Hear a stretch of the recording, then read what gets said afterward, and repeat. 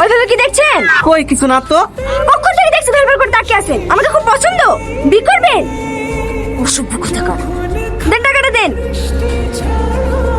কি হলো? ডাব না খেয়ে ফেলে দিলেন যে?